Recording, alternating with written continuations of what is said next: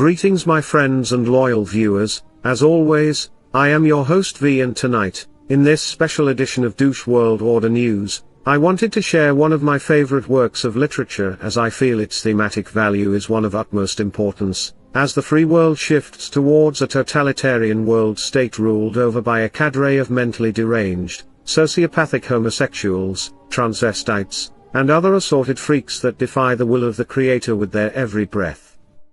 Together we shall now explore Henry David Thoreau's Civil Disobedience. Resistance to Civil Government, also called On the Duty of Civil Disobedience or Civil Disobedience for short, is an essay by American transcendentalist Henry David Thoreau that was first published in 1849. In it, Thoreau argues that individuals should not permit governments to overrule or atrophy their consciences, and that they have a duty to avoid allowing such acquiescence to enable the government to make them the agents of injustice. Thoreau was motivated in part by his disgust with slavery and the Mexican-American War.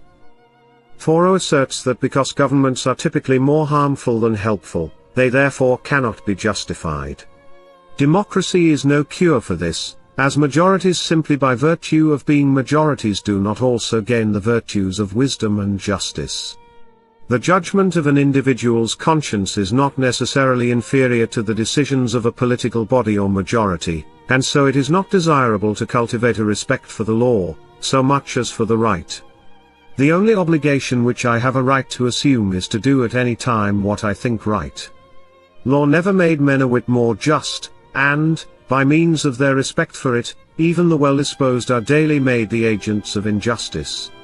He adds, I cannot for an instant recognize as my government, that, which is the slave's government also.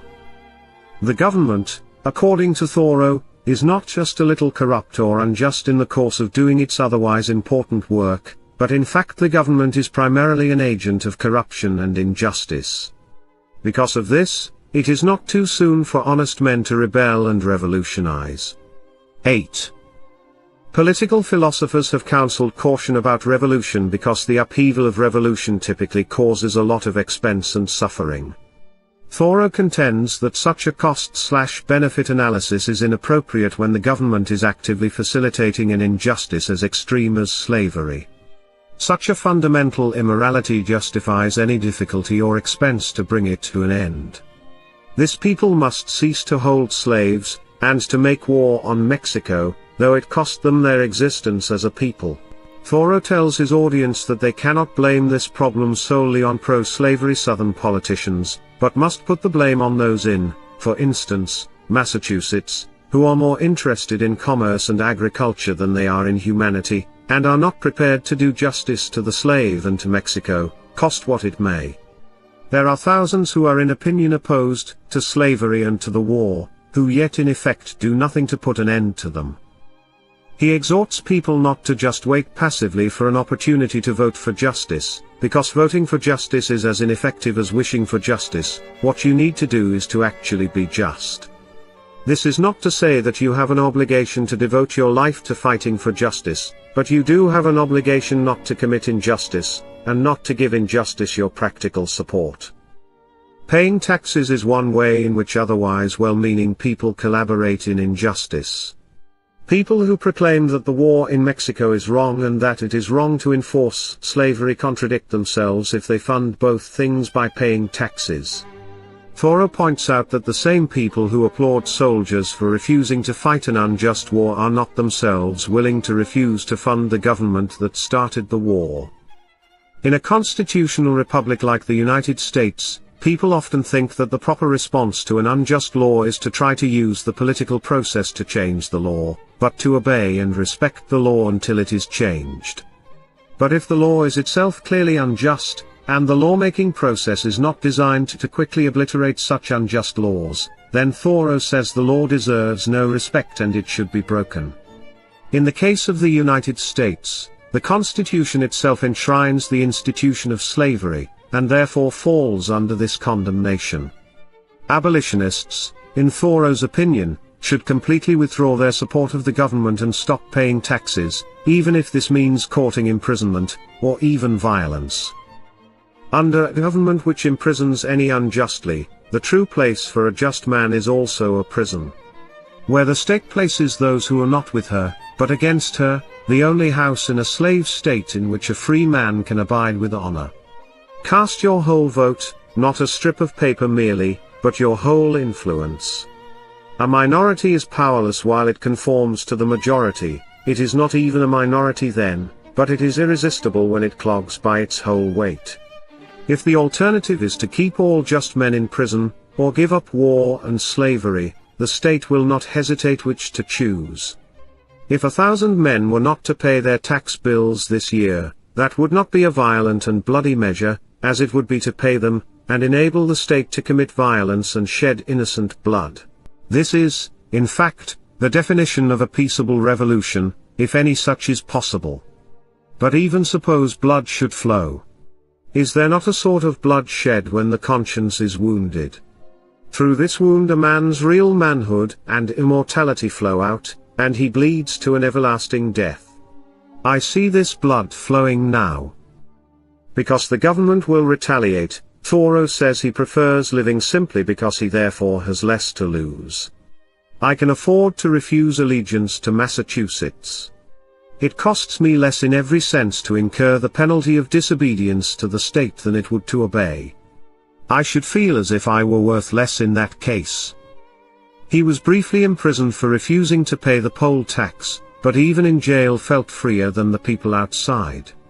He considered it an interesting experience and came out of it with a new perspective on his relationship to the government and its citizens. He was released the next day when someone interfered, and paid that tax.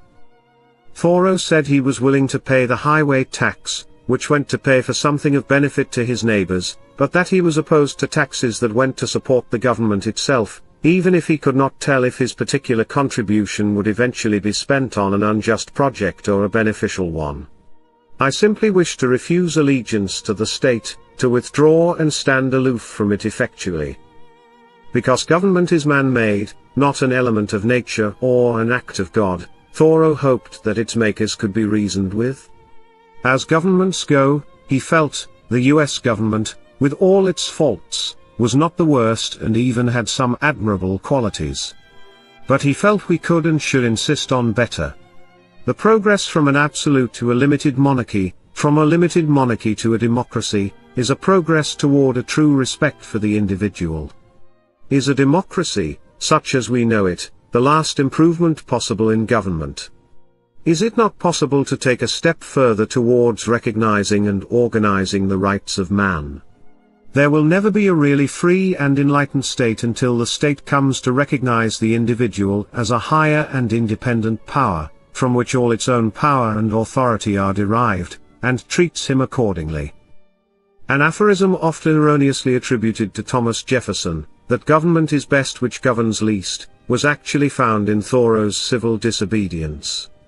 Thoreau was apparently paraphrasing the motto of the United States Magazine and Democratic Review, "The best government is that which governs least," which might also be inspired from the 17th verse of the Tao Te Ching by Lao Jia, "The best rulers are scarcely known by their subjects." Thoreau expanded it significantly. One of my favorite quotations from the essay is as follows. I heartily accept the motto, that government is best which governs least, and I should like to see it acted up to more rapidly and systematically. Carried out, it finally amounts to this, which I also believe, that government is best which governs not at all, and when men are prepared for it, that will be the kind of government which they will have. Government is at best but an expedient, but most governments are usually, and all governments are sometimes, inexpedient. Thoreau influenced many of the world's future freedom fighters, and Mahatma Gandhi found him to be of great value during his struggle against British imperialism. Having said this, Thoreau was a great writer, philosopher, poet, and withal a most practical man, that is, he taught nothing he was not prepared to practice in himself. He was one of the greatest and most moral men America has produced. At the time of the abolition of slavery movement, he wrote his famous essay on the duty of civil disobedience. He went to prison for the sake of his principles and suffering humanity. His essay has, therefore, been sanctified by suffering. Moreover, it is written for all time. Its incisive logic is unanswerable. Beautiful words from a beautiful and wise soul.